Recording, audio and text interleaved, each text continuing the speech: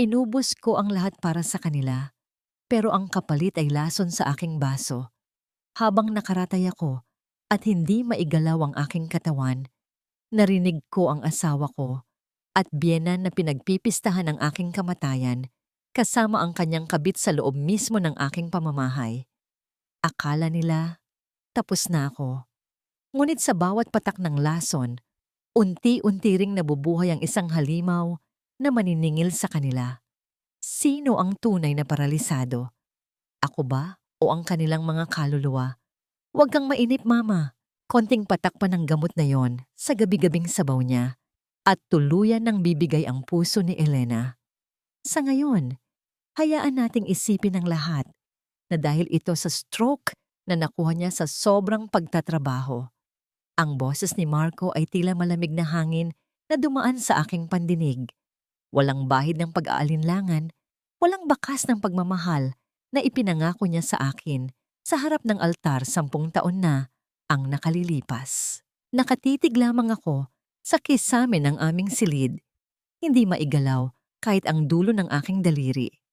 Sa aking tabi, sa ibabaw ng bedside table, naroon pa ang isang maliit na kahon ng mamahaling relo na pinag-ipunan ko ng halos 6 na buwan para sa aming anibersaryo. Gusto ko siyang sorpresahin. Gusto ko sanang makita ang nangiti sa kanyang mga labi na siyang tanging dahilan ng aking pagsisikap sa kumpanya araw-araw. Ngunit ngayon, ang regalong iyon ay tila isang malupit na biro, isang saksi sa aking naging katangahan. Naramdaman ko ang panunuyo ng aking lalamunan, ang bigat sa aking dibdib na tila may nakadagan na malaking bato na unti-unting dumudurog sa aking paghinga. Gusto kong sumigaw, gusto kong itanong sa kanya kung bakit. Ngunit ang aking dila ay tila nakakadena sa loob ng aking bibig.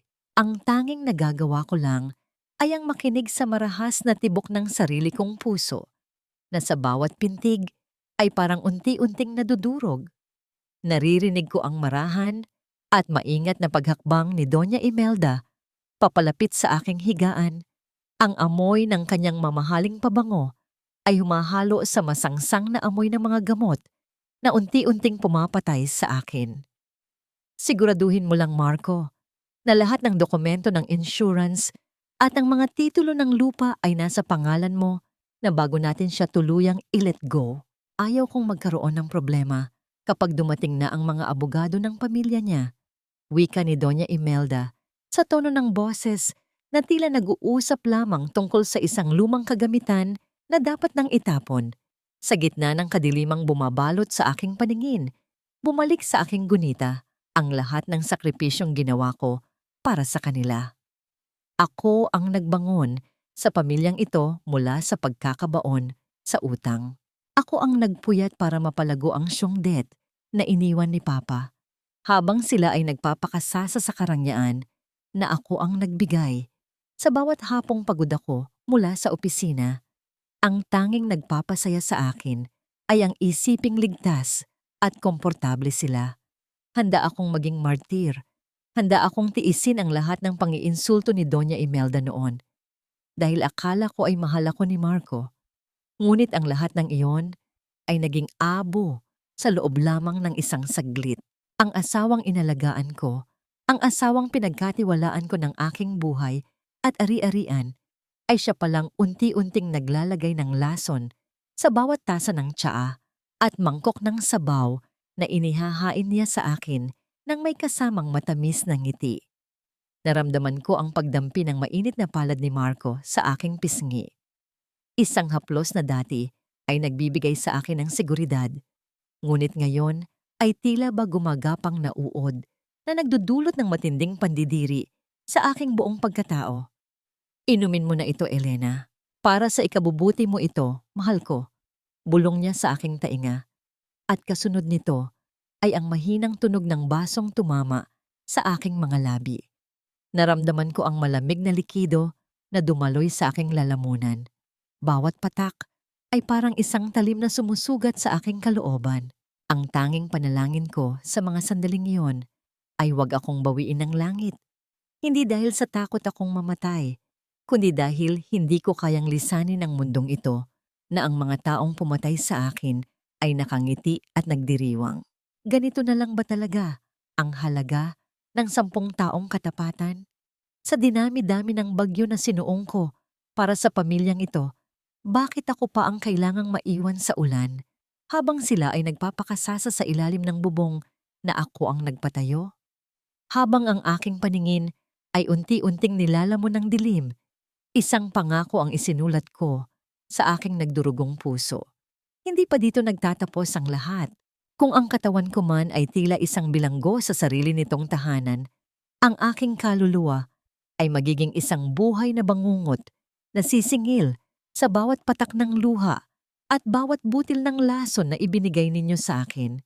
Naramdaman ko ang muling pagpihit ng doorknob at ang pagpasok ng isa pang tao sa silid. Isang pamilyar na boses ng isang babae ang narinig kong humagik-gik. Isang boses na hindi kay Doña Imelda. "How is she, Marco? Malapit na ba tayong maging malaya?" Ang pangit niya na, Marco. Amoy gamot at amoy kamatayan. Sigurado ka bang kailangan ko siyang hawakan araw-araw? Ang boses na yon ay tila matalim na kuko na kumakalos sa aking pandinig. Hindi ito ang boses ng isang nurse. Ito ay boses ng isang babaeng puno ng pait at pagmamataas. Ang boses ni Sofia, ang babaeng matagal ko na palang pinapakain sa labas nang hindi ko nalalaman. Naramdaman ko ang magaspang na tela ng isang mumurahing kumot na ipinalit nila sa aking malambot na seda. Ang amoy ng alikabok at amag sa sulok ng silid ay tila sumasakal sa akin. Dati, ang silid na ito ay puno ng halimuyak ng mga sariwang bulaklak at mamahaling kandila. Ngunit ngayon, ginawa nila itong isang madilim na kulungan para sa isang reynang nawalan ng korona. Pumasok si Doña Imelda, dala ang kanyang mga rosaryo na tumutunog sa bawat hakbang niya. Naramdaman ko ang lamig ng kanyang presensya nang tumayo siya sa paanan ng aking higaan. "Huwag kang mareklamo, Sofia. Magtiis ka muna. Kailangan nating palabasin sa mga kapitbahay na inaalagaan natin siya ng mabuti. Ang mahalaga, kontrolado natin ang lahat." Wika ng aking biyenan. Pagkatapos, naramdaman ko ang isang malakas at masakit na kurot sa aking hita. Wala akong nagawa, kundi ang tanggapin ang sakit sa loob ng aking isipan dahil ang aking katawan ay nananatiling tila isang troso. Tingnan mo, hindi man lang kumukurap. Para na talaga siyang patay na dilat. Pagpapatuloy ni Sofia habang nararamdaman ko ang kanyang mga daliri na humahawi sa aking buhok ng may pandidiri. Sa bawat sandali ng kanilang pangiinsulto, ang tanging nagpapanatili sa akin sa katinuan ay ang alaala ng aking anak na si Mika. Narinig ko ang kanyang maliliit na yabag sa labas ng pinto, ang mahinang pagkatok na tila isang himig ng pag-asa sa gitna ng aking impyerno. Ngunit bago pa man niya mabuksan ang pinto, narinig ko ang maras na pagsita ni Doña Imelda. "Mika, huwag kang papasok dyan. Natutulog ang mama mo at baka mahawa ka sa sakit niya. Pumunta ka sa kusina at kumain." Ang bawat hikbi ng aking anak na unti-unting lumalayo ay parang mga saksak sa aking puso. Gusto kong bumangon. Gusto kong yakapin siya at sabihing narito pa ako. Ngunit ang tanging kaya ko lang gawin ay ang magpatulo ng isang butil ng luha na agad ding pinahid ni Sofia ng may kasamang tawa. "Aba, umiiyak ang ating pasyente. Huwag kang mag-alala, Elena. Aalagaan ko ng mabuti ang asawa mo at ang kumpanya mo." Nang sumapit ang malalim na gabi at tumahimik na ang buong bahay, naramdaman ko ang dahan-dahang pagbukas ng pinto. Hindi ito ang mabigat na hakbang ni Marco o ang mapagmataas na lakad ni Doña Imelda. Ito ay ang mabagal at maingat na paglapit ni Yaya Rosa. Naramdaman ko ang kanyang mainit at gasgas na mga kamay na humahawak sa aking palad. "Anak, Elena, alam kong naririnig mo ako." Bulong niya sa gitna ng katahimikan. Naramdaman ko ang panginginig ng kanyang boses at ang pagpatak ng kanyang luha sa aking braso. "Huwag kang susuko. Nakita ko ang ginagawa nila. Hindi ako papayag na tuluyan kanilang ubusin.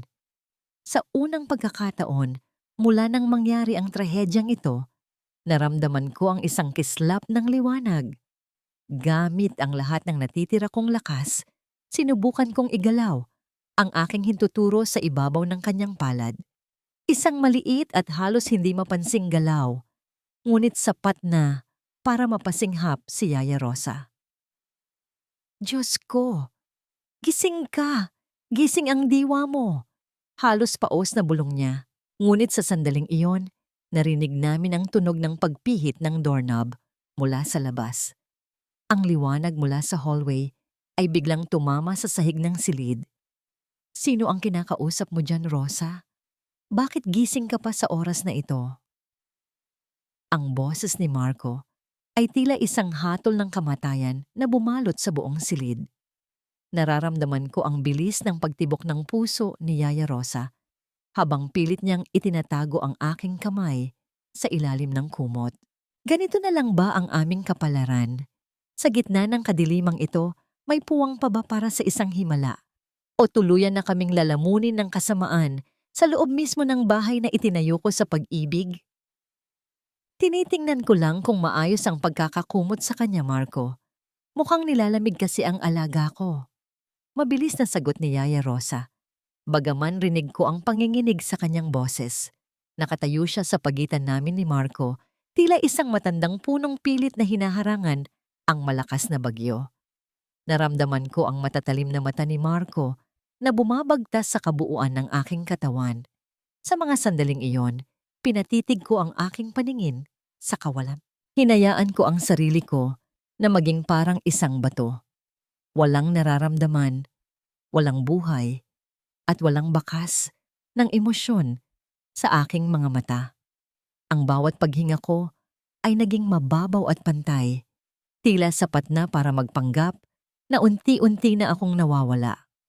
Huwag kang lumapit ng masyado sa kanya, Rosa, malamig na sinabi ni Marco. Sabi ng doktor, baka may mga mikrobyo pa na makuha mo. Sige na, lumabas ka na. Kami na ang bahala rito. Naramdaman ko ang huling pisil ni Yaya Rosa sa aking kamay bago siya tuluyang lumabas. Isang tahimik na pangako na hindi niya ako iiwan. Nang maiwan kaming dalawa, lumapit si Marco sa aking mukha. Naamoy ko ang alak sa kanyang hininga, ang amoy ng pagtataksil na tila lason na sumusulasok sa aking ilong. Sayang ka, Elena. Napakaganda mo pa naman sana. Pero masyado kang naging matalino, masyado kang naging makapangyarihan, nakakasakal ang pagiging perpekto mo. Bulong niya habang dinadama ang aking pisngi sa paraang tila sinusukat niya ang kapal ng aking balat. Kinabukasan, ang tunog ng mga yabag ni Sofia ang gumising sa aking pandinig. Hindi siya nurse, kundi isang masamang panaginip na nakasuot ng puti. Habang nililinis niya ang aking katawan, hindi niya tinitingnan ang aking mukha bilang isang tao, kundi bilang isang balakid.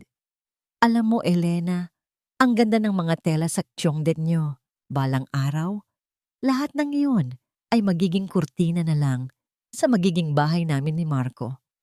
Makirot niyang wika habang marahas na hinihila ang aking braso.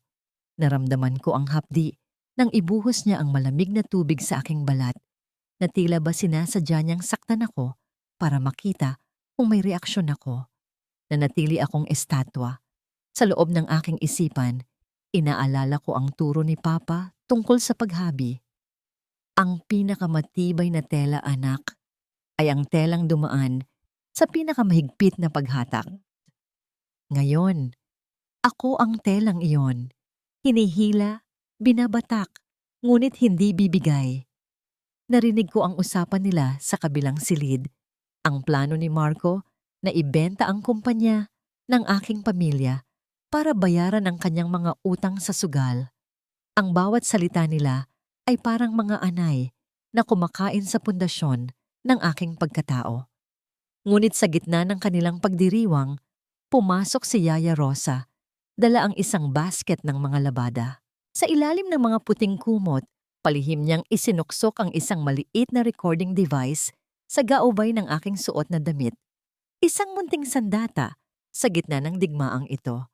Ang pinakamasakit na bahagi ng araw ay nang marinig ko ang munting tinig ni Mika sa labas ng pinto. Mama, may drawing ako para sa'yo. Tumingin ka naman, Mama. Tawag niya. Ang boses ay puno ng pangungulila. Mika, sabi nang huwag kang lalapit dyan. Baka mahulog ka sa hagdan. Sigaw ni Doña Imelda, sabay ang tunog ng isang malakas na sampal na nagpatahimik sa aking anak. Sa sandaling iyon, ang apoy sa loob ng aking dibdib ay tila gustong sumabog. Gusto kong tumayo, gusto kong sakalin ang matandang iyon, gusto kong protektahan ang aking anak. Pero hindi maaari. Kailangan kong manatiling bato. Pinilit kong itago ang bawat luha sa likod ng aking mga mata. Hinayaan ko ang sakit na maging gatong sa aking paghihiganti. Pumasok si Doña Imelda sa aking silid. Pagkatapos palayasin si Mika, tumingin siya sa aking muka nang may pagdududa. Marco, halika rito. Tawag niya sa kanyang anak. Tingnan mo ang mga mata niya. Parang masyadong maliwanag ang kulay ng kanyang balat kaysa kahapon. Hindi ba dapat ay mas maputla siya? Lumapit si Marco at sinuri ang aking muka. Baka guni-guni mo lang iyan, Mama. Hindi. Siguraduhin nating hindi na siya magigising pa. Sofia, dagdagan mo ang dosis ng gamot niya mamayang gabi. Doblehin mo. Ayaw kong magkaroon pa ng pagkakataon na makapagsalita ang babaeng ito. Ang utos ni Doña Imelda na tila isang hatol ng kamatayan na umalingaw-ngaw sa buong silid. Naramdaman ko ang lamig na gumagapang sa aking likuran. Ang lason na dati ay dahan-dahan, ngayon ay balak na nilang ibuhos ng tuluyan. Sa gitna ng aking katahimikan, isang tanong ang paulit-ulit na humahampas sa aking isipan. Hanggang kailan ko kayang panindigan ang pagiging bato bago ako tuluyang madurog ng kanilang kasamaan? Ubusin na natin siya ngayong gabi, Marco. Ayaw ko nang nakikita ang mga mata niyang iyan na tila ba laging nakatingin sa atin kahit wala namang buhay. Ang boses ni Sofia ay tila isang matalim na kutsilyo na humihiwa sa katahimikan ng aking silid. Naramdaman ko ang paglapit niya, ang yabag ng kanyang mga paa sa makintab na sahig na ako mismo ang nagpakinis noong mga panahong masaya pa kami sa bahay na ito. Nakatitig ako sa malaking chandelier sa gitna ng kisame. Naalala ko pa, noong binili namin yon. Iyon ang unang malaking investment ko mula sa kinita ng aking syongdet. Sinabihan ko pa si Marco noon na ang bawat kristal na yon ay simbolo ng ating pangarap na magkaroon ng maliwanag na hinaharap. Ngayon, ang liwanag na yon ay tila nanunuya sa akin. Ang bawat kislap nito ay paalala ng bawat patak ng pawis na ibinuhos ko para lamang bigyan ng marangyang buhay ang taong na ngayon ay nagpaplano ng aking libing. Pumasok si Marco sa silid, dala ang isang mangkok ng sabaw na luto ni Doña Imelda. Ang amoy ng luya at manok ay dapat sana ay nakakaginhawa. Ngunit para sa akin, ang bawat singaw nito ay amoy ng kamatayan. Kailangan nating gawin ito ng dahan-dahan, Sofia. Ayaw kong maghinala ang mga tao sa kumpanya. Hayaan mo lang na unti-unti siyang manghina. Sagot ni Marco sa tono ng boses na tila nagpaplano lamang ng isang simpleng business deal. Naramdaman ko ang pag-upo ni Marco sa tabi ko.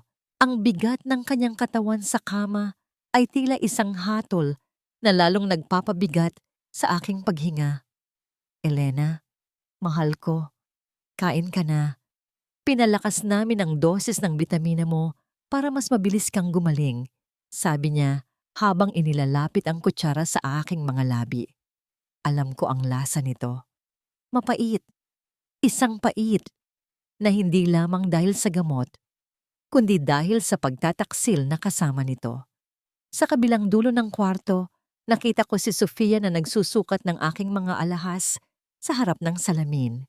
Kinuha niya ang isang gintong kwintas na pamana pa sa akin ng aking lola. Isang pamilyang diamante na simbolo ng aming dugo at dangal. Bagay ba sa akin, Marco? Parang mas nagmumukhang mayaman ako kaysa kay Elena? Makulit na tanong ni Sofia habang humaharap sa amin at kinikindata ng aking asawa. Hinaplos ni Marco ang buhok ko, ngunit ang kanyang mga mata ay nakatitig kay Sofia ng may pagnanasa. Lahat naman ng bagay sa kanya, mas nagiging maganda kapag ikaw na ang may suot, babe. Sagot ni Marco na nagdulot ng isang matinis na hagik-kick mula kay Sofia. Sa mga sandaling iyon, ang aking puso ay tila isang basong unti-unting napupuno ng lason at puot. Ang sakit ay hindi na nanggagaling sa aking paralisadong katawan, kundi sa katotohanang ang aking mga pinaghirapan ay ginagamit na ngayon upang palamutian ang babaeng sumisira sa aking tahanan. Ganito na lang ba ang aking halaga? Isang gintong hawla na puno ng kayamanan, ngunit ang reyna ay nakakadena at unti-unting pinapatay sa gitna ng karangyaan. Biglang pumasok si Yaya Rosa, dala ang mga bagong labang kurtina. Nakita ko ang mabilis na pag-iwas niya ng tingin kay Marco. Ang kanyang mga balikat ay nakayuko sa bigat ng lihim na kanyang dinadala. Lumapit siya sa amin at tila ba hindi sinasadyang nasagi ang mangkok ng sabaw na hawak ni Marco. Ang mainit na likido ay tumapon sa sahig, gumagawa ng isang madilim na mantsa sa puting alpombra. Ay, pasensya na po, Sir Marco. Ang dulas po kasi ng mga kamay ko, hindi ko sinasadya. Mabilis na paumanhin ni Yaya Rosa habang dalidaling kinukuha ang basahan sa kanyang bulsa. Ano ba, Rosa? Napakatanda mo na. Wala ka na talagang silbi sa bahay na ito. Sigaw ni Marco habang marahas na tumayo. Nakita ko ang takot sa mga mata ni Yaya Rosa. Ngunit sa ilalim ng takot na yon, may isang kislap ng tagumpay na tanging ako lang ang nakakaalam. Iniligtas niya ako sa gabing ito. Inilayo niya ang lason sa aking katawan, kahit na ang kapalit ay ang galit ng aking asawa. Nang lumabas na si Marco para magpalit ng suot na damit at sumunod si Sofia sa kanya ng may pangaasar, naiwan kami ni Yaya Rosa sa silid. Lumapit siya sa akin at mabilis na pinahiran ang mantsa sa sahig, ngunit ang kanyang mga kamay ay humaplos ng mabilis sa aking braso. Huwag kang mag-alala, anak. Hanggat narito ako, hindi nila magagawa ang gusto nila. Magtiis ka lang. Bulong niya sa isang tonong halos hindi naririnig. Ngunit ang katahimikan ay muling bumasag nang bumalik si Sofia. Ang kanyang mukha ay puno ng isang masamang balak. Lumapit siya sa aking higaan at kinuha ang isa sa mga malalambot na una na nasa likuran ko. Tiningnan niya ako ng diretso sa mga mata. Isang tingin na puno ng kadiliman at kawalang hiyaan. Alam mo, Marco, sigaw ni Sofia habang nakatingin pa rin sa akin. Masyadong matagal ang proseso ng pagpapatak ng gamot. Bakit hindi natin gamitin ang unan na ito para tapusin na ang lahat sa loob lang ng 5 minuto? Isang mabilis na pagpikit at ang lahat ng kayamanang ito ay magiging atin na. Nang walang kahati, naramdaman ko ang paglamig ng aking mga paa. Ang una na dati ay nagbibigay sa akin ng ginhawa. Ngayon ay tila isang instrumento ng aking huling hininga. Ganito na ba ang dulo ng aking kwento? Ang mamatay sa ilalim ng unan na ako mismo ang bumili. Sa loob ng kwartong ako ang nagpundar? Huwag ngayon, Sofia. Masyadong mabilis. Kapag namatay siya ng ganito kaaga, baka mag-utos ng autopsy ang mga kapatid niya sa probinsya. Kailangan nating maging malinis. Ang sagot ni Marco na tila isang malamig na balde ng tubig na nagpalamig sa tensyon sa loob ng silid. Naramdaman ko ang pagluwag ng pagkakahawak ni Sofia sa unan. Ang bawat hibla ng tela na malapit sa aking mukha ay tila bumitaw na rin sa aking hininga. Isang malalim na buntong hininga ang pinakawala ni Sofia bago niya ibinalik ang unan sa aking likuran ng may pait. Masyado kang matatakutin, Marco. Pero sige, susunod ako sa gusto mo. Basta siguraduhin mong hindi tayo magtatagal sa bahay na ito na kasama ang bangkay na yan. Muling makulit na wika ni Sofia bago siya lumabas ng silid. Ang tunog ng kanyang mga takong ay tila mga pako na ibinabaon sa aking pandinig. Nang maiwan akong muli sa katahimikan, Isang kakaibang lakas ang tila dumaloy sa aking mga ugat. Hindi ito lakas ng katawan, kundi lakas ng puot na naging apoy. Tumingin ako sa baso ng tubig na iniwan ni Sofia sa gilid ng mesa. Ang basong ginagamit nila para painumin ako ng lason. Sa loob ng aking isipan, itinuon ko ang lahat ng aking konsentrasyon sa aking kanang kamay. 1 sentimetro, 1 milimetro. Pinilit ko ang bawat hibla ng aking kalamnan na sumunod sa aking utos. Naramdaman ko ang matinding panginginig sa loob ng aking braso, isang sakit na tila ba binabali ang aking mga buto mula sa loob. At doon, sa gitna ng katahimikan, ang dulo ng aking hintuturo ay dahan-dahang kumurap. Ang baso sa ibabaw ng mesa ay gumalaw ng bahagya, lumikha ng isang mahinang tunog ng pagkiskis sa makinis na kahoy. Pumasok si Doña Imelda pagkalipas ng ilang sandali, dala ang kanyang mga kandila at insenso. Siya ay isang babaeng labis na mapamahiin, isang katangiang alam kong magagamit ko laban sa kanya. Ang bawat sulok ng silid ay pinapausukan niya, bumubulong ng mga dasal na tila ba ang kabanalan ay mabibili ng mga ritual habang ang kanyang puso ay puno ng karumihan. Napansin niya ang baso sa gilid ng mesa. Ang pwesto nito ay naiba ng kaunti. Sapat na para mapansin ng isang matang mapanuri, gaya ng sa kanya. Nakikita ko ang biglang pagbabago sa kanyang ekspresyon. Ang kanyang mga kamay na may hawak na rosaryo ay bahagyang nanginginig. Lumapit siya at tiningnan ang aking mukha. Pilit na hinahanap ang anumang bakas ng buhay. Nanatili akong tila isang estatwa, ngunit sa loob ko, hinahamon ko ang kanyang takot. "Marco, halika rito sa loob," tawag niya. Ang boses ay puno ng kaba. Nang pumasok si Marco, agad siyang itinuro ng kanyang ina. "Ang basong ito, hindi ba't iniwan ito ni Sofia sa gitna? Bakit ngayon ay nasa dulo na ito ng mesa? At bakit parang nakatingin sa akin ang asawa mo kahit nakapikit ang mga mata niya?" Tumawa ng pilit si Marco, bagaman nakita ko ang paglunok niya ng malalim. "Mama, masyado ka lang sigurong pagod sa pag-aasikaso sa kanya. Imposibleng gumalaw ang baso. Baka nasagi lang ni Rosa kanina." Ngunit alam kong hindi siya kumbinsido. Nakita ko ang pag-aalala sa kanyang mga mata, ang pagod na dulot ng mga gabing hindi siya makatulog dahil sa mga bangungot na unti-unting lumalamon sa kanya. Nitong mga huling gabi, naririnig ko ang mahihina niyang ungol sa katabing silid. Binabangungot siya tungkol kay Papa. Ang konsensya, kahit gaano pa ito kaliit, ay tila isang anay na dahan-dahang humangat-ngat sa kanyang katinoan. Iyon ang magiging simula ng aking laban.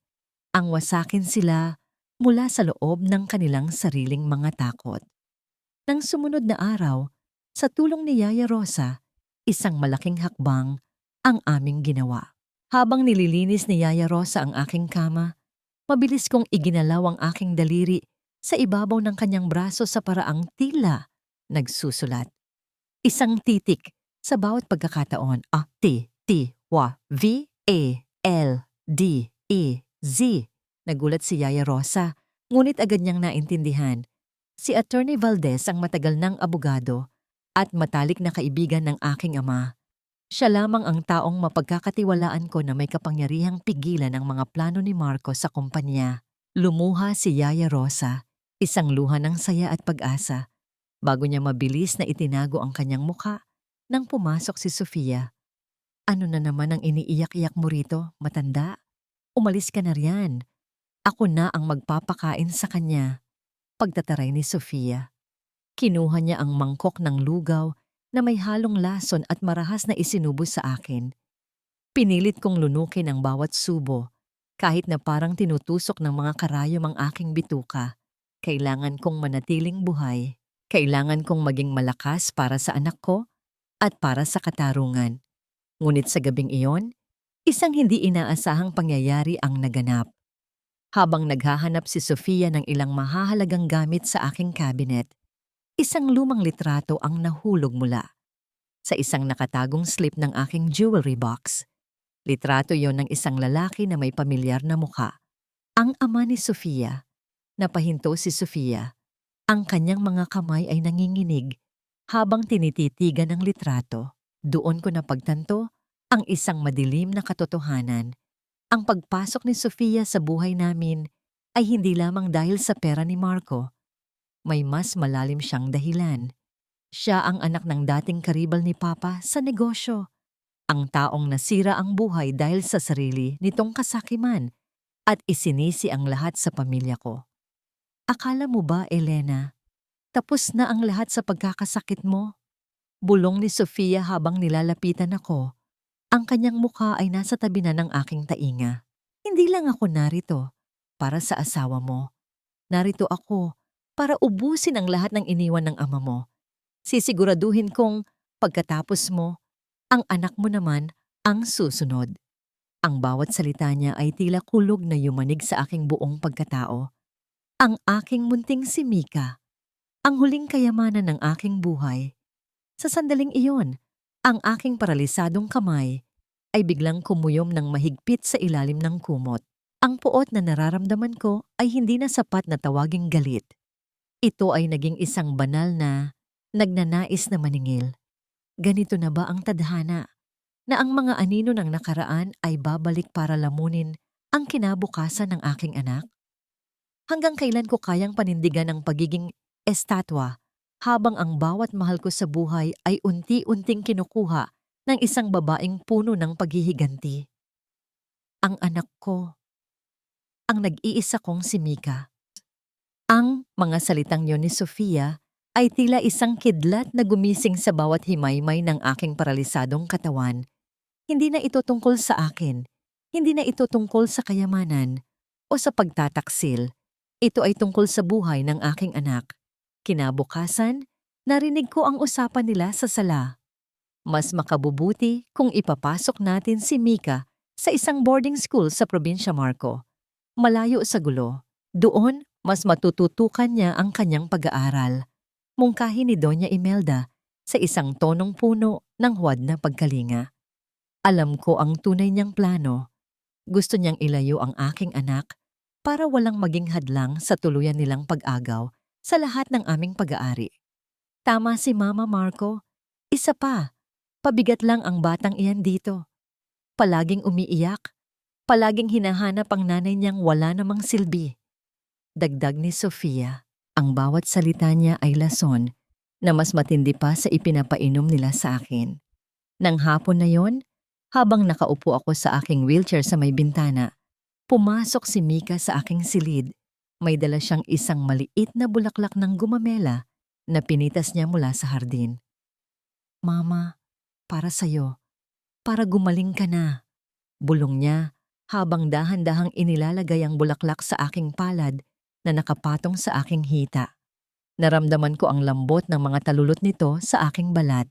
Ang aking puso ay sumisigaw, nagmamakaawang makagalaw para mayakap ko man lang ang aking anak. Ngunit bago ko pa man masilayan ang kanyang mukha, marahas siyang hinila palayo ni Doña Imelda. Ano ka ba namang bata ka? Huwag mong dinudumihan ng mama mo. Halika na, doon ka sa labas maglaro. Ang tunog ng pagbagsak ng munting bulaklak sa sahig ay kasabay ng pagdurog ng aking puso. Nakita ko ang mga luhang namumuo sa mga mata ni Mika habang kinaladkad siya papalabas. Sa sandaling iyon, isang pangako ang isinumpa ko sa aking sarili. Hindi ako mananatiling isang baldado habang ang aking anak ay sinasaktan. Talakakas ako. Tatayo ako. Para sa kanya. Pagsapit ng hating gabi, nang ang buong bahay ay nababalot na sa katahimikan, nagsimula ang aking lihim na pakikipaglaban. Itinuon ko ang lahat ng aking lakas sa aking mga binti. Gamit ang bawat hibla ng aking determinasyon, sinubukan kong iangat ang aking kanang paa. Ang sakit ay tila kutsilyong bumabaon sa aking mga kalamnan. Ang pawis ay namuo sa aking noo. 1 milimetro, 2, 3. Nanginginig, ngunit gumagalaw. Sa bawat gabing lumilipas, iyon ang aking naging ritual. Ang sahig ng aking silid, ang naging saksi sa aking tahimik na paghihirap at pagbangon.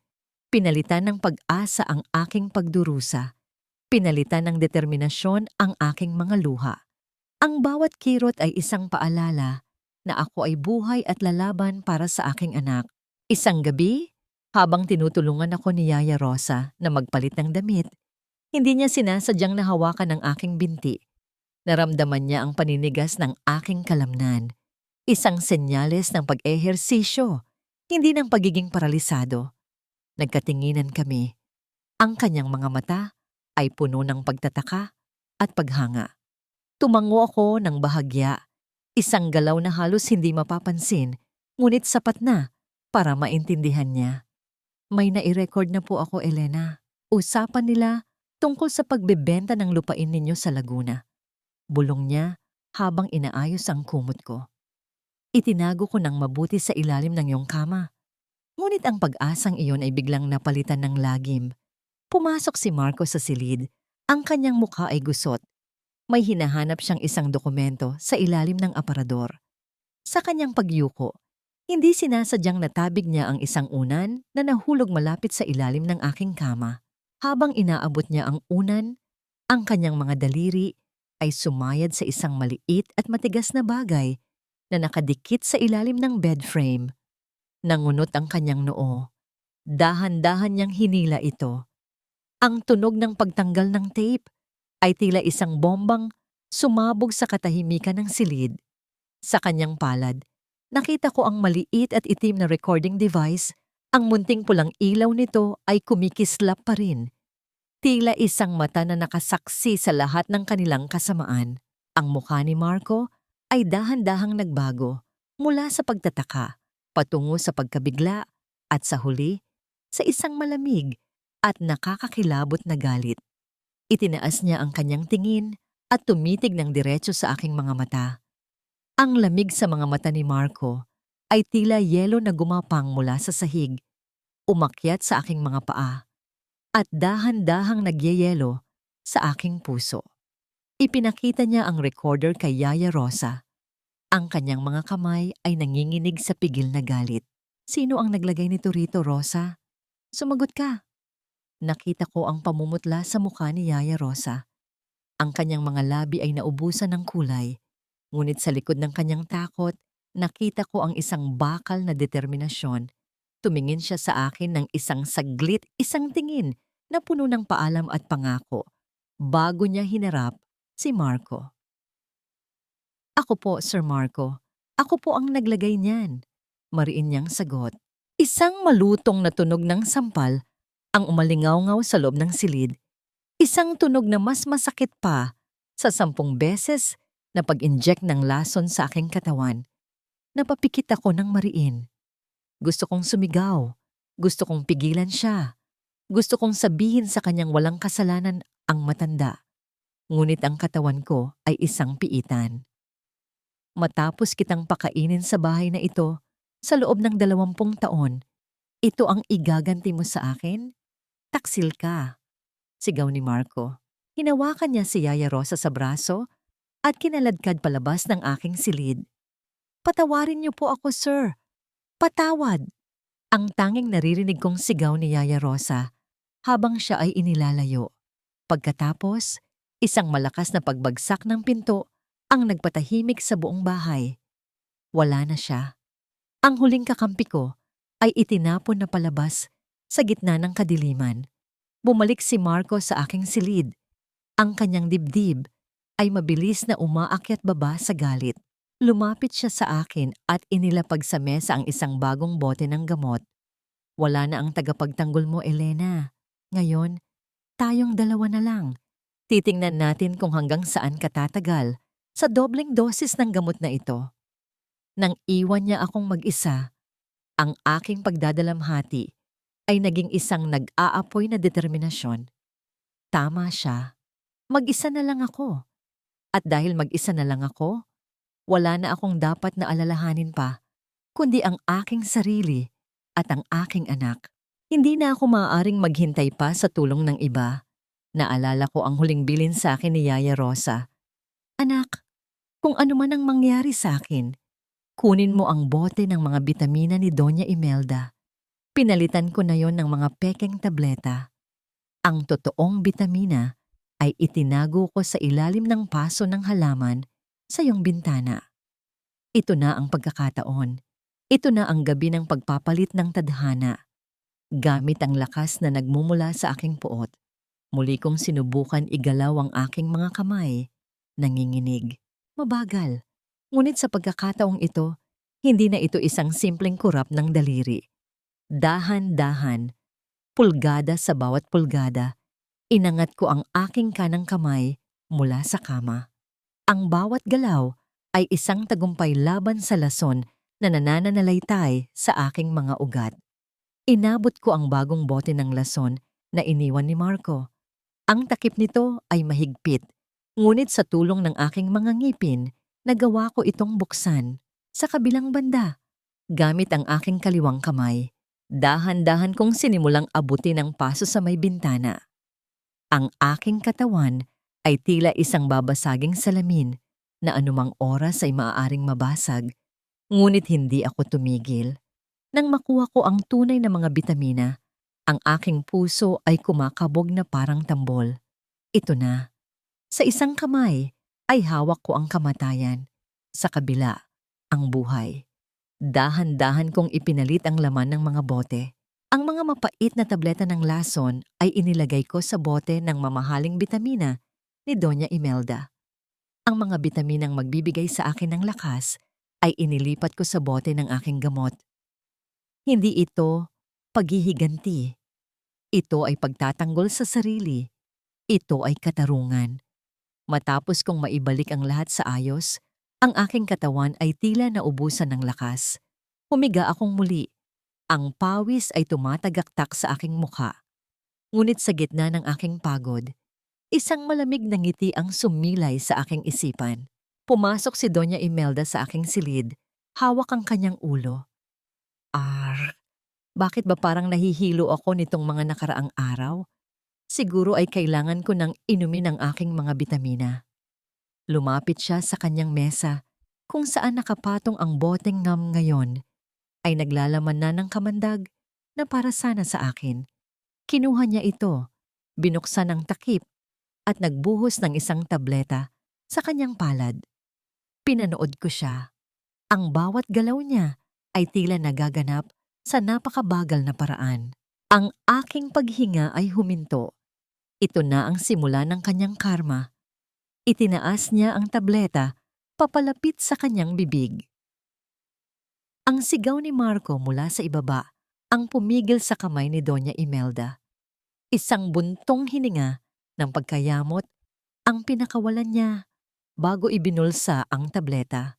Saka na nga lang, nakakawala ng gana ang pagmumukha ng babaeng iyan. Wika niya bago ako iwanang mag-isa sa gitna ng dilim. Ang aking puso ay kumakabog sa pinaghalong takot at pag-asa. Ang lason ay nasa kanyang bulsa na, naghihintay na lang ng tamang oras. Kinabukasan, pumasok si Sofia sa aking silid, dala ang isang tasa ng umaaso-asong tsa. Ngunit sa kanyang mga mata, nakita ko ang isang masamang balak. Hindi iyon para sa akin. Inilapag niya iyon sa mesa at lumapit sa akin nang may isang ngiti na kasing tamis ng pulot, ngunit kasing laso ng ahas. Good morning, Elena. Dahil wala na si Yaya Rosa, ako na ang bago mong personal nurse. Sabi niya habang marahas na hinahawi ang kumot sa aking katawan, at bilang yung tagapag-alaga, kailangan kong siguraduhin na hindi ka nagkukunwari. Bago pa man ako makapaghanda, kinuha niya ang tasa ng mainit na tsa. Ang bawat hibla ng aking laman ay sumisigaw sa sakit habang nararamdaman ko ang biglaang pagbuhos ng kumukulong likido sa aking kamay na nakapatong sa aking hita. Ang init ay tila 1,000 karayom na sabay-sabay na tumutusok sa aking balat. Nais kong umigkas, nais kong sampalin ang kanyang mukha.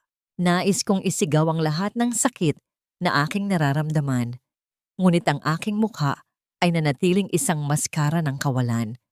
Ang aking mga mata ay nanatiling nakatitig sa kisame, Hinding-hindi ko ibibigay sa kanya ang satisfaksyon na makita akong nasasaktan. Isang tawang mapang-asar ang pinakawalan ni Sofia. Tingnan mo nga naman, totoo ngang isa ka ng gulay. Sayang, ang kinis pa naman ng balat mo. Wika niya bago kumuha ng basahan at walang ganang pinunasan ng aking kamay na namumula na at nag-uumpisa ng mamaaltos. Sa paglipas ng araw, napansin ko ang unti-unting pagbabago kay Doña Imelda. Madalas siyang nahihilo. Ang kanyang mga kamay, na dati ay matatag sa paghawak ng rosaryo, ay nagsimula ng manginig. Ano bang nangyayari sa akin, Marco?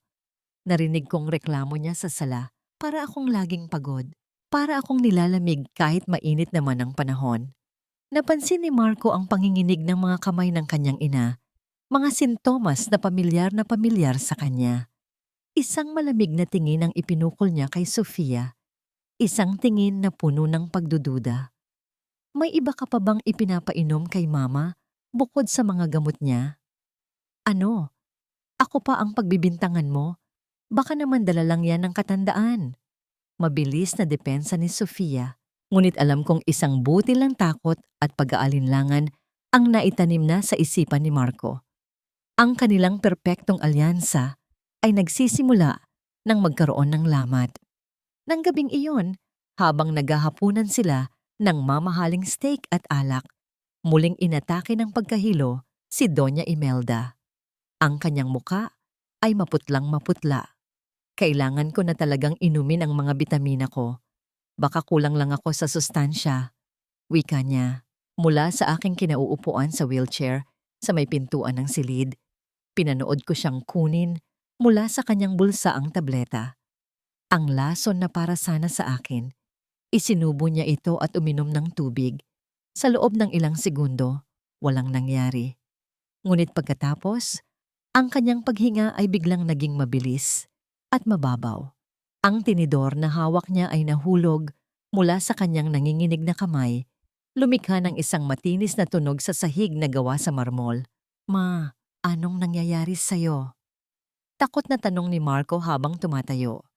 Sinubukan ni Doña Imelda na magsalita, ngunit tanging mga ungol na walang kahulugan ang lumabas sa kanyang bibig. Ang kanyang mga mata ay nanlaki sa gulat at sakit. Hinawakan niya ang kanyang dibdib bago siya bumagsak mula sa kanyang upuan, kasabay ng malakas na tunog ng nabasag na kopita sa sahig. Napatayo si Sofia sa gulat, hindi alam ang gagawin. Si Marco ay dali-daling lumapit sa kanyang ina, na ngayon ay nakahandusay at nangingisay sa sahig. Ngunit sa gitna ng kaguluhan, ang mga mata ni Marco ay napako sa akin, sa aking mga matang hindi nagpapakita ng anumang gulat, kundi isang malamig na katahimikan. Nakita niya ang kawalan ng emosyon sa aking mukha habang pinapanood ko ang pagbagsak ng kanyang ina, sa parehong paraan na pinanood niya ang pagbagsak ko ilang linggo na ang nakalipas. At doon, sa mukha ng kanyang asawang paralisado, nakita niya ang anino ng isang halimaw na matagal nang natutulog.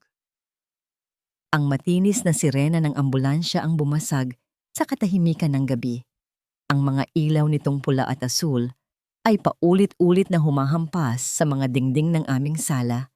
Tila isang diskong nagpapatugtog ng musika para sa sayaw ng kamatayan. Pinanood ko mula sa aking wheelchair ang pagmamadali ng mga paramedic. Ang gulat at takot sa mukha ni Sofia habang nakatayo lamang siya sa isang sulok, hindi alam ang gagawin.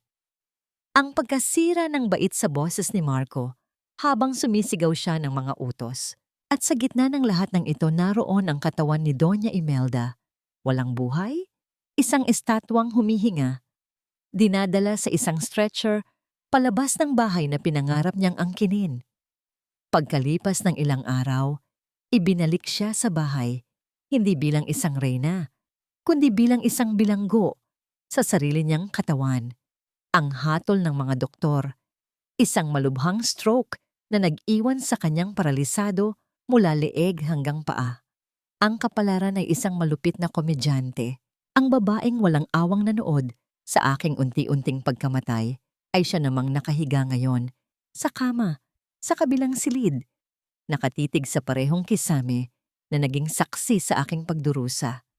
Ang dating kumpiyansa sa mga mata ni Marco ay napalitan ng lagim. Ang kanyang mga gabi ay puno ng pag-aalala sa kanyang ina at takot sa kung ano ang maaring mangyari sa kanya. Ang kanilang perpektong mundo ay nagsimula ng gumuho. Isang gabi, pumasok si Marco sa aking silid. Amoy alak siya. Ang kanyang muka ay puno ng pagod at pagkatalo. Inaasahan niyang makikita ang dati niyang asawa, ang babaeng gulay na walang magawa sa kanyang wheelchair. Ngunit ang nadatnan niya ay isang bagay na yumanig sa buong pundasyon ng kanyang mundo. Nakatayo ako sa tabi ng bintana, pinapanood ang pagpatak ng ulan sa labas. Ang liwanag ng buwan ay lumilikha ng isang anino sa aking likuran. Isang anino na hindi na nababaluktot sa sakit, kundi tuwid at matatag. Napahinto siya sa may pintuan. Ang kanyang mga mata ay nanlaki sa hindi makapaniwalang pagkamangha. Ang baso ng alak na hawak niya ay nahulog mula sa kanyang nanginginig na kamay. Lumikha ng isang malakas na tunog ng pagkabasag ng kristal sa sahig na gawa sa marmol. Ang likido ay kumalat na tila dugo, ngunit hindi ko man lang ito nilingon. Elna? Nauutal niyang wika. Ang kanyang boses ay puno ng kilabot. Paano? Bakit ka nakatayo? Dahan-dahan akong humarap sa kanya. Ang aking muka, na dati ay tila walang buhay, ngayon ay nagliliyab sa isang malamig na apoy. Nagulat ba kita, Marco? Ang unang mga salitang lumabas sa aking bibig pagkalipas ng mahabang panahon. Ang sarili kong boses ay tila banyaga sa aking pandinig, ngunit bawat pantig ay may bigat ng isang hatol. Akala mo ba ay habang buhay akong magiging bilanggo sa sarili kong tahanan?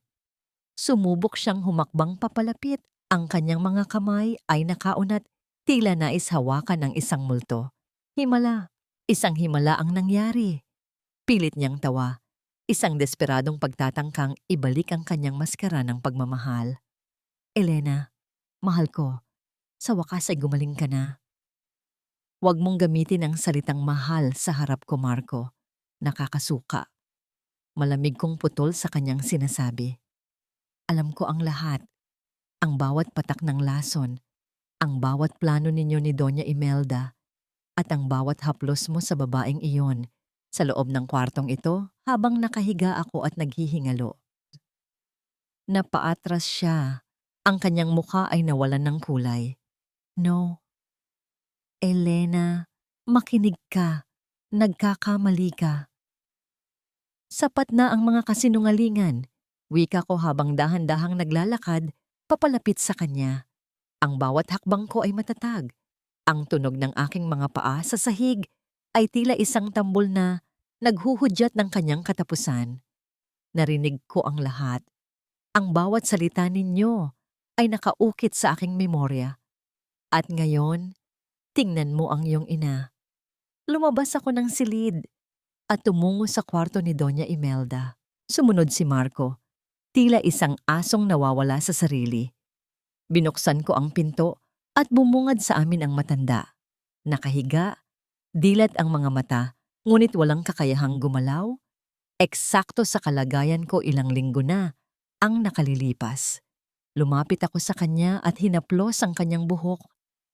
Hok ng napakabagal. Kumusta ang pakiramdam, Mama? Bulong ko sa kanyang tainga. Sapat na para marinig ni Marco. Masarap ba ang lasa ng sarili mong gamot? Ang bawat tableta na inilaan ninyo para sa akin, kayo ang uminom. Hindi ito aksidente. Ito ay katarungan. Nakita ko ang luha ng takot na namuo sa sulok ng mga mata ni Doña Imelda. Ang kanyang mga labi ay bahagyang nanginig, ngunit walang boses na lumabas. Ito ang pinakahihintay kong sandali. Ang makita ang kanilang pagbagsak sa ilalim ng bigat ng kanilang sariling mga kasalanan. Pumasok si Sofia sa silid. Ang kanyang mukha ay puno ng galit nang makita akong nakatayo. Ano niyang nangyayari dito? Marco, bakit hinahayaan mong hawakan ng babaeng iyan ang iyong ina? Tumingin ako kay Sofia. Ang babaeng pumatay sa kaligayahan ng aking pamilya dahil sa isang lumang galit. Sofia, o mas kilala bilang anak ni Santiago. Ang kanyang pangalan ay naging dahilan ng kanyang biglang pananahimik. Akala mo ba ay hindi ko malalaman? Ang bawat dokumento, ang bawat koneksyon ninyo ni Marco, ay hawak ko na. Anong sinasabi mo? Tanong ni Marco. Lumingon siya kay Sofia nang may pagdududa. Sofia, may hindi ka ba sinasabi sa akin? Ngumiti ako ng may pait. Ang kumpanya, ang bahay na ito, at ang bawat sentimo na ninakaw ninyo, sisiguraduhin kong ibabalik ninyo ang lahat. At si Mika, hinding-hindi ninyo na muling makikita. Tumingin si Marco sa akin, pagkatapos ay kay Sofia at sa huli ay sa kanyang paralisadong ina. Ang kanyang mundo ay tuluyan ng gumuho. Ngunit sa gitna ng kanyang pagkataranta, mabilis na dinampot ni Marco ang isang folder sa ibabaw ng mesa ni Doña Imelda. Ang folder na naglalaman ng mga huwad na dokumento ng paglilipat ng ari-arian. Hindi mo kami matatalo, Elena. Hawak ko ang mga pirma mo. Akin ang lahat. Sigaw niya. Ang kanyang tinig ay puno ng desperasyon. Ngunit sa sandaling iyon, ang tunog ng malakas na pagkatok sa pintuan sa ibaba ay umaling-awngaw sa buong mansyon. Isang tunog na hindi nanggagaling sa isang bisita, kundi sa isang taong may dalang batas at katotohanan. Ang bawat katok na nagmumula sa pintuan sa ibaba ay tila pintig ng katarungan na sumasabay sa mabilis na tibok ng puso ni Marco. Ang tunog ng kamao na tumatama sa matigas na kahoy ng pintuan ay umaling-awngaw sa buong mansyon, sapat na para magdala ng kilabot sa sino mang may itinatagong kasalanan. Nanginginig ang mga kamay ni Marco habang mahigpit niyang yakap ang folder na naglalaman ng mga huwad na dokumento. Tumingin siya sa akin. Ang kanyang mga mata ay puno ng pait at desperasyon. Hindi ito maaari. Akin ang kumpanya. Akin ang lahat ng ito. Sigaw niya. Ang boses ay tila isang hayop na nasulok sa isang madilim na eskinita. Marco, please! We need to leave! Umalis na tayo rito bago pa sila makapasok. Hiyaw ni Sofia habang pilit na hinihila ang braso ni Marco. Ang kanyang dating maamong muka ay napalitan ng isang pangit na anyo ng takot.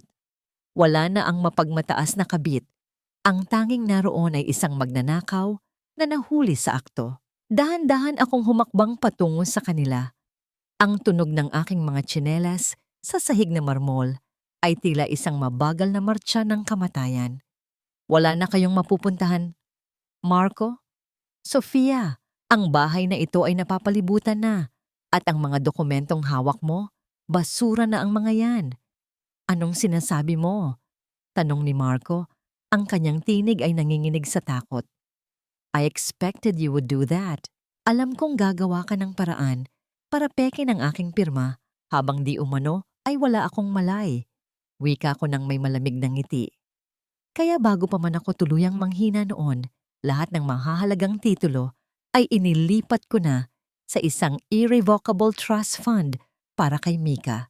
Si Attorney Valdez ang humahawak niyon. Ang hawak mo ay mga kopya lamang na walang halaga sa harap ng batas. Sa sandaling iyon, bumukas ang pinto ng silid. Pumasok si Attorney Valdez kasama ang dalawang opisyal ng pulisya. Ang hitsura ni Attorney Valdez ay seryoso. Ang kanyang presensya ay nagdala ng isang mabigat na awtoridad sa loob ng kwarto. Good evening, Marco. I think it's time to stop this theatrical performance. Maring wika ni Attorney Valdez. Tumingin siya sa akin nang may paggalang bago hinarap ang mga pulis. Officers, ito ang mga taong tinutukoy ko sa aking ulat. Possession of forged documents, attempted murder through slow poisoning, and large-scale fraud. No, sinunggaling ang babaeng yan. Siya ang baliw! Siya ang may sakit! Sigaw ni Marco habang pilit na itinatago ang folder sa kanyang likuran. Elena, babe, makinig ka. Can we talk about this, please? Mag-asawa tayo, di ba? Gagawin natin ito para kay Mika. Naramdaman ko ang matinding pandidiri sa aking buong pagkatao Nang marinig ko ang pangalan ng aking anak mula sa kanyang maruming bibig, lumapit ako sa kanya. Sapat na para maramdaman niya ang init ng aking galit. Huwag mo akong tawaging babe, Marco. Nakakasuka ang bawat salitang lumalabas sa bibig mo. Wika ko. Ang boses ko ay mababa, ngunit puno ng kapangyarihan. Ang 10 taon ng ating pagsasama ay isang mahabang bangungot na ngayon ko lang tuluyang nagisingan. You didn't just betray me. You tried to kill the mother of your child for a piece of paper and the touch of another woman. Lumingon ako kay Sofia na ngayon ay pilit na nagtatago sa likod ni Marco. And you, Sofia, ang akala mo ba ay hindi ko alam ang tunay mong motibo? You wanted to destroy my father's legacy because of what happened to your own family. But your father's downfall was his own greed, just like yours. Hindi mo nakuha ang hustisya. Nakuha mo ang sarili mong impyerno. Biglang nagwala si Sofia. Sinubukan niyang saktan ako. Ang kanyang mga kuko ay tila mga kuko ng lawin na nais tumusok sa aking mukha. Ngunit bago pa man niya ako mahawakan, mabilis siyang nahawakan ng mga pulis. Bitawan niyo ako. Akin ang lahat ng ito. Akin! Hiyaw niya habang pilit na nagpupumiglas. Napaiyak na rin si Marco. Bumagsak siya sa kanyang mga tuhod. Ang kanyang mukha ay puno ng luha at uhog.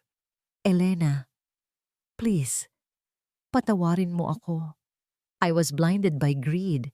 Si Sofia, siya ang may gawa ng lahat ng ito. Siya ang nag-utos sa akin na lasunin ka. Please, Elena, think of our daughter. Ang pagiging duwag ni Marco ay mas lalong nagpatindi ng aking galit. Think of our daughter? Noong inuubos ninyo ang aking lakas gabi-gabi, naisip mo ba si Mika? Noong pinaplano ninyong itapon siya sa boarding school para hindi siya maging sagabal, naisip mo ba siya? You are a coward, Marco. At ang isang coward ay walang lugar sa buhay naming mag-ina. Habang pilit na inilalabas si Marco at Sofia mula sa silid, naramdaman ko ang isang malaking pasanin na nawala sa aking dibdib. Ngunit bago sila tuluyang mailayo, tumingin ako sa aking biyenan na si Doña Imelda, na natili siyang nakahiga. Ang kanyang mga mata ay nananatiling dilat sa takot, saksi sa tuluyang pagbagsak ng kanyang kaisa-isang anak. Look at them, Mama. Bulong ko sa kanya.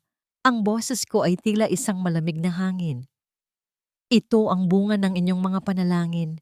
Ito ang karma na sinasabi ninyong hindi natutulog.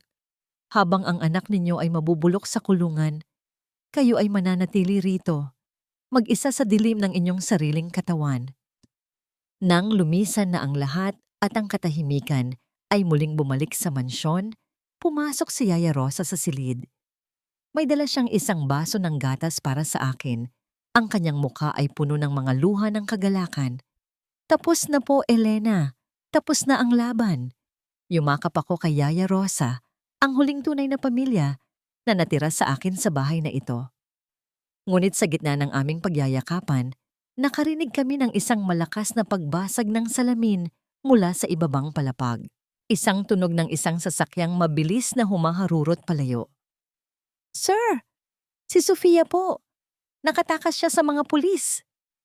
Ang sigaw ng isang guard mula sa labas. Napatayo ako ng tuwid. Ang kaba ay muling bumalik sa aking dibdib.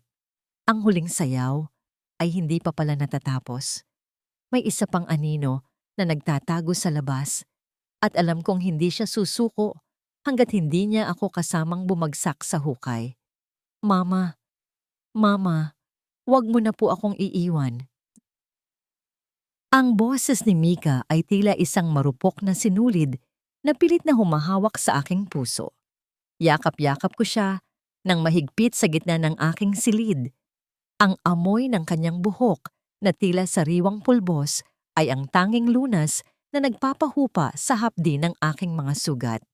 Sa bawat hikbi niya, naramdaman ko ang bigat ng mga pagkakataong hindi ko siya nayakap noong ako ay nakakadena sa aking sariling katawan. Hinding-hindi na, anak. Pangako. Hinding-hindi ka na masasaktan. Bulong ko habang hinahaplos ang kanyang likuran. Sa mga sandaling iyon, ang tagumpay ko laban kay Marco ay tila walang saysay kung ihahambing sa init ng bisig ng aking anak. Ang tunog ng ulan na humahampas sa bubong ng mansyon ay tila isang malakas na palakpakan mula sa langit. Naguhugas sa lahat ng dumi at lason na namalagi sa bahay na ito. Pumasok si Attorney Valdez sa silid. Bitbit ang ilang mga dokumento. Ang kanyang muka ay hindi kakikitaan ng kagalakan. Elena, secured na ang lahat ng assets mo. Ang trust fund ni Mika ay hindi na pwedeng galawin ng kahit sino. Pero kailangan mong malaman. Ang balita tungkol kay Sofia. Tumayo ako at hinarap ang aking abogado habang nananatiling nakakapit si Mika sa aking laylayan. Anong nangyari? Bakit siya nakatakas? Nagkaroon ng gulo sa labas habang isinasakay siya sa patrol car. May isang sasakyang bumangga sa likuran ng mga pulis at sa gitna ng kalituhan, nakatalon siya pababa ng bangin sa likod ng inyong subdivision. Hindi pa siya nahahanap ng mga autoridad hanggang ngayon. Paliwanag ni Attorney Valdez, ang bawat salita niya ay tila isang malamig na hangin na nagpapatayo ng aking balahibo. Nakalaya si Sofia, ang babaeng walang takot at puno ng hinala. Ang babaeng ang tanging layunin ay makitang abo ang bawat sinulid na hinabi ng aking pamilya. Hahanapin nila siya, Elena. Huwag kang mag-alala. Pagpapatuloy ni Attorney Valdez, ngunit alam kong maging siya ay nababalisa. Nang sumunod na araw, sinimulan ko ang aking pagbabalik sa kumpanya. Ngunit bago yon, dumaan ako sa lumang Syongdet, ang aming talyer ng paghabi na itinayo ni Papa. Ang tunog ng mga kahoy na nag-uumpugan mula sa mga manual loom ay tila isang pamilyar na awit sa aking pandinig. Hinawakan ko ang landay, ang gamit sa paghahabi, at naramdaman ko ang gasgas ng kahoy sa aking palad. Dito nagsimula ang lahat. Dito ko muling itatayo ang aking dangal. Ma'am Elena, masaya po kaming makita kayong muli. Wika ng isa sa aming mga matatandang manghahabi, ang kanyang mga mata ay puno ng luha. Akala po namin ay tuluyan na kaming pababayaan ni Sir Marco. Huwag kayong mag-alala. Ang sinulid ng pamilyang ito ay hindi kailanman mapuputol. Sagot ko ng may determinasyon. Ngunit ang katahimikan ng hapon ay binuwag ng isang hindi inaasahang tunog.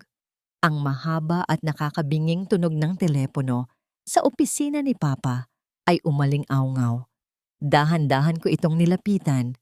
Ang bawat hakbang ko ay tila sinasabayan ng kaba. Nang sagutin ko ang tawag, walang boses na bumungad sa akin. Tanging ang tunog ng mabigat na paghinga at ang mahinang pagpatak ng ulan sa kabilang linya. Sofia, alam kong ikaw yan, wika ko. Pilit na pinatatatag ang aking boses. Isang matinis at nakakakilabot na tawa ang narinig ko. Isang tawang walang halong pagsisisi. Akala mo ba ay panalo ka na, Elena? Akala mo ba ay tapos na ang lahat dahil nakakulong na ang duwag mong asawa? Wala ka nang makukuha sa akin, Sofia. Ubos na ang oras mo. Sagot ko. Ang pera? Ang kumpanya? Maaaring nakuha mo na ang mga yan. Pero ang isang bagay na pinakamahalaga sa'yo, siguraduhin mong nakatingin ka ng maigi. Bulong niya bago tuluyang maputol ang linya. Isang tunog ng pagkaputol ng koneksyon ang naiwan sa aking pandinig. Tila isang babala ng isang darating na sakuna. Agad akong tumakbo palabas ng opisina. Mika! Nasaan si Mika? Sigaw ko sa aking mga tauhan. Nasa garden po siya, ma'am. Kasama si Yaya Rosa. Sagot ng isa. Patakbo akong nagtungo sa hardin. Ang aking puso ay tila gustong kumawala sa aking dibdib. Nang makarating ako, nakita ko si Yaya Rosa na nakaupo sa bench, ngunit ang kanyang mukha ay puno ng kalituhan. Yaya, nasaan ang bata? Hingal kong tanong. Kinuha po siya ng isang tauhan ninyo, Elena. Sabi po ay ipinapatawag niyo sa loob ng talyer dahil may ipapakita kayong bagong tela. Sagot ni Yaya Rosa, ang kanyang boses ay nanginginig. Nang mapagtanto ang aking reaksyon, tiningnan ko ang paligid. Ang gate Sa dulo ng hardin ay nakabukas ng bahagya. Isang piraso ng puting tela, ang paboritong ribbon ni Mika, ang nakasabit sa isang matulis na sanga ng rosas. Ang bawat hibla ng aking katawan ay nanigas sa takot. Hindi ito tungkol sa pera, hindi ito tungkol sa nakaraan. Ang huling laban ni Sofia ay ang ubusin ng aking kinabukasan sa pamamagitan ng aking anak. Sa di kalayuan, narinig ko ang ugong ng makina ng isang sasakyan na mabilis na humaharurot palayo, papunta sa direksyon ng matatayog na bangin sa gilid ng dagat. "Sofia! Ibigay mo sa akin ang anak ko!" Ang sigaw ko ay nilamon ng malakas na ihip ng hangin sa gilid ng matayog na bangin. Ang ulan ay tila mga luhang nagmumula sa langit. Bumabasa sa aking mukha habang pilit kong hinahabol ang hininga. Sa dulo ng talampas, nakatayo si Sofia, mahigpit ang pagkakahawak sa nanginginig na si Mika. Ang dagat sa ibaba ay nagngangalit. Ang mga alon ay humahampas sa mga bato nang may nakabibinging lakas. "Huwag kang lalapit, Elna. Isang hakbang pa at aakayin ko ang batang ito sa kalaliman." Sigaw ni Sofia, ang kanyang mga mata ay puno ng galit at pagkabalisa. Ang kanyang buhok ay magulo, ang kanyang damit ay basag, isang larawan ng isang tao na tila nawalan na ng lahat. Napatigil ako. Ang aking puso ay parang ibong naguguluhan sa loob ng aking dibdib. "Sofia, pakiusap. Saktan mo na ako. Tapusin mo na ako. Pero huwag ang anak ko. Wala siyang kasalanan sa mga pagkakamali ng ating mga magulang." "Kasalanan niya dahil dugo mo ang nananalaytay sa kanya." Tawa ni Sofia, isang tunog na mas masakit pa sa hagupit ng bagyo. "Pinatay ng tatay mo ang pangarap ng pamilya ko. At ngayon, papatayin ko ang kaisa-isang dahilan kung bakit ka pa gustong mabuhay." Tumingin ako kay Mika. Ang kanyang maliliit na mata ay puno ng luha, nakatitig sa akin ng may pagmamakaawa. "Mama, help me po." Bulong niya. Sa sandaling iyon, ang takot sa aking puso ay napalitan ng isang kakaibang kapayapaan. Isang lakas na hindi nanggagaling sa galit, kundi sa wagas na pagmamahal ng isang ina. Dahan-dahan akong humakbang, hindi patungo sa kanya, kundi sa direksyon kung saan ako mas makikita ni Sofia ng malinaw. "Sofia, tingnan mo ako." Wika ko sa isang boses na mahinahon ngunit matatag. "Tingnan mo ang mga kamay na ito. Ang mga kamay na pinanood mong manginig sa lason. Ang katawang pinagtawanan ninyo ni Marco habang nakaratay. Akala ninyo ay tapos na ako, di ba? Pero narito ako.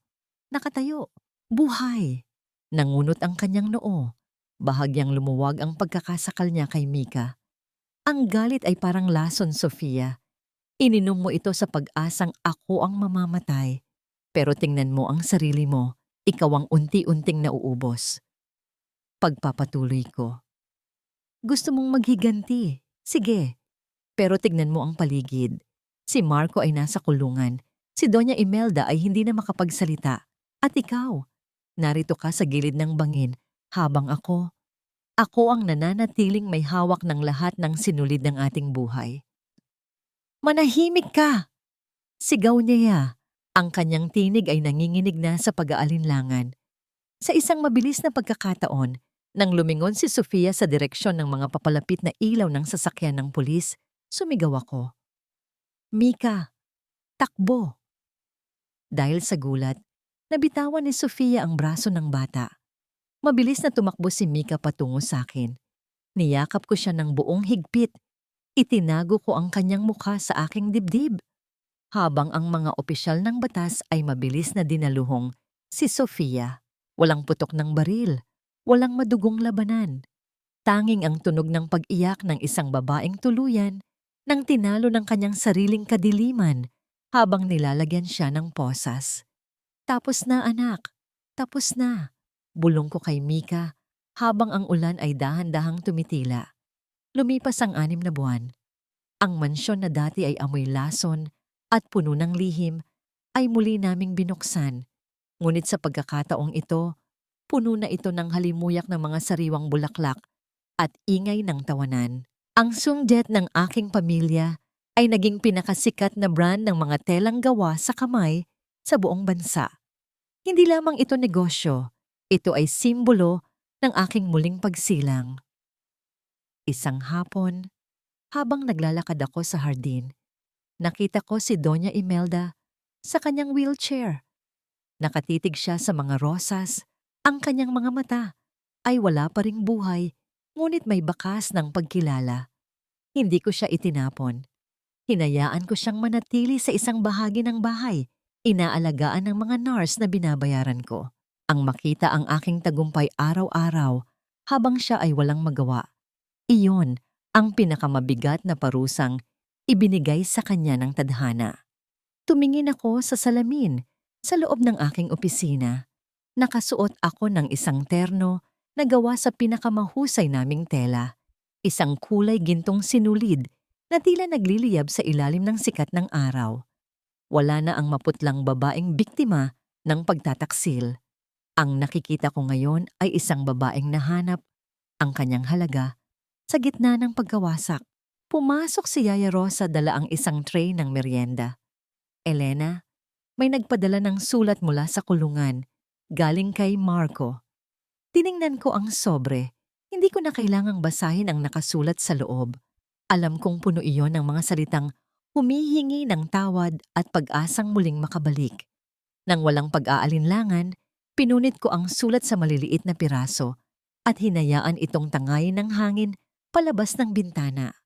Hindi ko na kailangan ng kanyang mga salita, Yaya. Ang katarungan ay hindi na matatagpuan sa kanyang paghingi ng tawad, kundi sa katahimikan ng aking buhay ngayon. Wika ko ng may ngiti. Lumapit sa akin si Mika, dala ang kanyang mga gamit sa pag-aaral. Mama, look, I got an award today. Yumakap ako sa aking anak, ang tanging kayamanan na hinding-hindi mananakaw ng kahit na sino. Sa bintana ng aking opisina, tanaw ko ang malawak na lupain ng aking pamilya. Ang mga habi ay abala sa kanilang mga gawain. Ang tunog ng mga luum ay tila isang maayos na orkestra ng pag-asa. Ang aking kwento ay hindi nagsimula sa pag-ibig ng isang lalaki at hindi rin ito natapos sa piling ng isa pa. Nagsimula ito sa aking pagkawasak at nagtapos sa aking ganap na pagkabuo. Ako si Elena at sa bawat hibla ng aking buhay, ako ang nagpasiya kung anong disenyo ang aking ilalathala.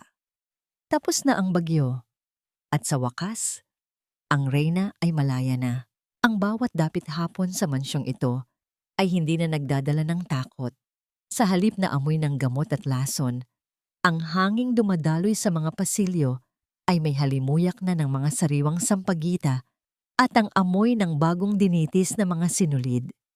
Nakatayo ako sa balkonahe, pinapanood ang unti-unting paglubog ng araw na nagkukulay kahel sa malawak na hardin. Ang katahimikan ay hindi na isang kaaway, kundi isang kaibigan na nagpapaalala sa akin kung gaano kalayo na ang aking narating. Mama, tignan niyo po ang ginawa ko. Sabi ni Yaya Rosa, tama na raw po ang pagkakabi ko sa gilid. Ang masayang tawag ni Mika. Lumapit siya sa akin dala ang isang maliit na piraso ng tela. Isang simpleng disenyo, ngunit puno ng pagsisikap. Hinaplos ko ang kanyang ulo at kinuha ang tela. Naramdaman ko ang gasgas nito sa aking mga daliri. Napakaganda, Mika. Tulad ng itinuro ni Lolo, ang bawat hibla ay mahalaga. Kapag matibay ang pundasyon, kahit anong bagyo ay hindi ito kayang basta-basta sirain. Tumingin si Mika sa akin ng may kuryosidad. Mama, masaya na po ba kayo ngayon? Wala na po ba tayong kailangang katakutan? Ngumiti ako sa kanya. Isang nangiting hindi na pilit at hindi na nagtatago ng sakit. Ang takot, anak, ay bahagi ng buhay. Pero hindi na tayo kailanman magiging bilanggo nito. Higit sa saya, ang nahanap ko ay kapayapaan. At ang kapayapaan ay mas matibay kaysa sa anumang panandaliang ligaya. Paminsan-minsan, Bumabalik ang mga anino ng nakaraan. Sa tuwing dumadaan ako sa silid kung saan nananatiling nakahiga si Doña Imelda, naaalala ko ang lahat. Ngunit hindi na ako nakakaramdam ng galit. Ang makita siyang inaalagaan ng mga taong binabayaran ko sa loob ng bahay na sinubukan niyang agawin ay sapat na paalala na ang katarungan ay may sariling paraan ng paghabi. Ang kanyang katahimikan ay ang kanyang sariling bilangguan, habang ang aking tinig ay muling narinig ng buong mundo. Tungkol naman kay Marco, ang mga balita mula sa kulungan ay hindi ko na hinahayaang umabot sa aking hapag. Ang kanyang pagkatao ay naging isang malabong alaala na lamang, isang pahina sa aking buhay na kailangan kong basahin para matuto, ngunit hindi kailangang balikan. Ang pagpapatawad ay hindi nangangahulugang pagtanggap sa kanya muli. Ito ay ang pagpapalaya sa aking sarili mula sa bigat ng kanyang mga kasalanan. Si Sofia naman ay nahaharap sa habambuhay na pagkapiit. Ang kanyang huling pagtatangka na ubusin ang aking kinabukasan ang naging mitya ng kanyang tuluyang paglaho. Sa huli, siya ay naging biktima ng kanyang sariling lason, isang paalala na ang paghihiganti ay isang apoy na hindi pumipili ng tutupukin. Nang gabing iyon, matapos mapatulog si Mika, bumalik ako sa aking opisina. Kinuha ko ang isang lumang litrato ni Papa. Hinaplos ko ang kanyang mukha sa papel. Pa, naibalik ko na ang lahat. Ang dangal ng ating pamilya, ang kumpanya, at ang kinabukasan ng iyong apo. Hindi na tayo muling magiging biktima. Binuksan ko ang bintana at hinayaan ang malamig na hangin ng gabi na pumasok. Sa malayo, narinig ko ang mahina at ritmikong tunog ng mga luom mula sa talyer, ang tunog ng paglikha, ang tunog ng buhay. Hindi ako binuo ng isang lalaki. Hindi ako iniligtas ng isang prinsipe. Iniligtas ko ang aking sarili gamit ang mga piraso ng aking pagkawasak. Sa bawat hapdi, sa bawat luhang pumatak, doon ko nahanap ang tunay kong lakas. Ako si Elena, ang reynang muling sumilang mula sa abo. At sa harap ng bagong umaga, taas noo kong haharapin ang anumang disenyo na itataadhana sa akin ng bukas. Dahil ngayon, ako na ang may hawak ng landay. Ako na ang humahabi ng sarili kong tadhana.